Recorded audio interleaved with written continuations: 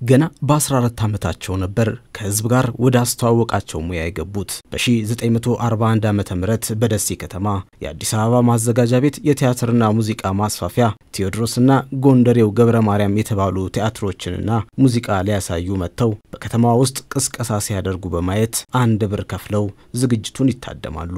በዝግጅቱም ተፈራ አቡነ ወልድ ሲምባል እየመታ አይተው በመሳብ ዝግጅቱ እንዳለቀ ኃላፊዎቹን አግኝተው አስተምሩኝ ብለው ይጠይቃሉ። በወቅቱ የነበሩት የቲያትር ክፍል ኃላፊው አቶ ተስፋዬ ተሰማና የሙዚቃ ክፍል ኃላፊው ኃይለ ጊዮርጊስ ገመዳም አዲስ አበባ ከመጡ እንደሚያስተምሯቸው ይገልጹላቸዋል። ይህንን በልባቸው ይዘው መስከረም 1 1942 ለአዲስ ዓመት አበባ ስለው በመሸጥ ያገኙትን ብር ይዘው ጉዞ ወደ አዲስ አበባ አደረጉ። የሙዚቃ ህይወታቸውንም ሀብለው ጀመሩ።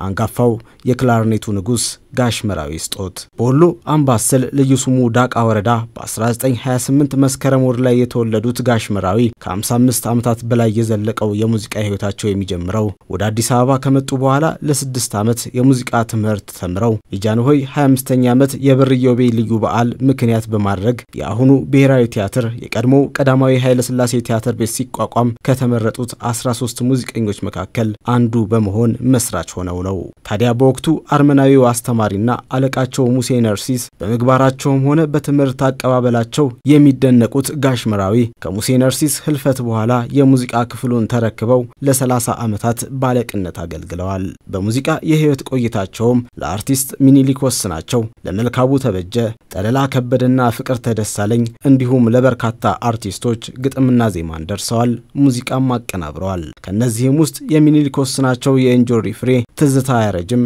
ስኳር ስኳር፣ የመልካቡ ተበጀ ብዕር ብዕር፣ ሰላም ጤና ይስጥልኝ፣ የፍቅር ተደሳለኝ፣ ልማት ልማትና ሌሎችም ይገኙበታል። ከዚህም ባሻገር ከ200 የማያንሱ አቤታዊ መዝሙሮችን ለሎሬት ጸጋዬ ገብረ መድኅንና ለሌሎችም በርካታ ታዋቂ ቲያትሮች ማጀባ ሙዚቃዎችንም ሰርተዋል። ለቅዱስ ጊዮርጊስ ስፖርት ክለብም የመጀመሪያ የሆነውን የክለቡን መዝሙር የሰሩት ጋሽ መራዊ ስጦት ናቸው። በአጼ ኃይለ ሥላሴ በዘመነ ደርግና በዘመነ ኢህአዴግ ጊዜ በተሰራው የኢትዮጵያ ህዝብ መዝሙር ላይም የጋሽ መራዊ ትንፋሽ ተቀርጿል። ዜማው በሚሰራበት ጊዜም ኦርኬስትራውን የመምራትና የማስተባበር ስራውን የሰሩት እኚሁ አንጋፋ የጥበብ ሰው ናቸው። በሙያቸው ኦል ብላክ ፒፕል ሚውዚክ ፌስቲቫልን ጨምሮ በናይጄሪያ፣ በግብጽ፣ በሱዳን፣ በቻይና፣ በሩሲያ፣ በአሜሪካና ሌሎችም ሀገራት ሀገራቸውን ወክለው ተሳትፈዋል። በአሜሪካ ሀገርም ከሙዚቀኛ ያሬድ ተፈራ ጋር በመሆን አምባሰልና ትዝታ ለትውልድ ደረጃውን በጠበቀ መልኩ እንዲተላለፍ በካሴትና በሲዲ ያስቀርጸዋል። በህይወት ዘመናቸው በሙያቸው ላበረከቱት አስተዋጽኦም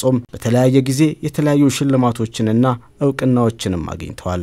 ከነዚህም ውስጥ ከቀዳማዊ ኃይለ ሥላሴ የማበረታቻና የመጽሐፍ ሽልማት፣ በደርግ ጊዜ በማስታወቂያ ሚኒስቴር የምስጉን ሰራተኛ ወርቅ ተሸላሚ፣ የዓለም አቀፍ ጎልድ ሜርኩሪ ሽልማት፣ ከኢትዮጵያ ብሔራዊ ቲያትር የወርቅ ሽልማት፣ በሰሜን አሜሪካ የኢትዮጵያን አርቲስቶች ማህበር የክብር ሽልማት፣ የባህልና ቱሪዝም ሚኒስቴር የክብር ዋንጫ ተሸላሚ፣ ከጠቅላይ ሚኒስትር ዶክተር አብይ አህመድ የክብር ሜዳሊያ ሽልማት ጥቂቶቹ ናቸው። በክላርኔትና አልቶ ሳክስ የሙዚቃ መሳሪያ ተጫዋችነት የሚታወቁት ጋሽ መራዊ ከሙዚቀኛነታቸው ባለፈ በትወናው መድረክም ተወዳጅነትን ማትረፍ ችሏል። በ1945 ሴት የቤት ሰራተኛ በመሆን የተወኑት የተውኔት ስራ ደግሞ በልዩነት የሚታወሱበት የመድረክ ስራቸው ነው። ጋሽ መራዊ በ1986 ጡረታ ከወጡ በኋላም ከሙዚቃው ሳይርቁ የቆዩ ሲሆን የልብ ህመም አጋጥሟቸው የትንፋሽ መሳሪያ መጫወት እስከ ተከለከሉበት ጊዜም ክላርኔታቸውን ይዘው መገኘት ባለባቸው ቦታ ሁሉ እየተገኙ ህዝብን ያስደስቱ ነበር።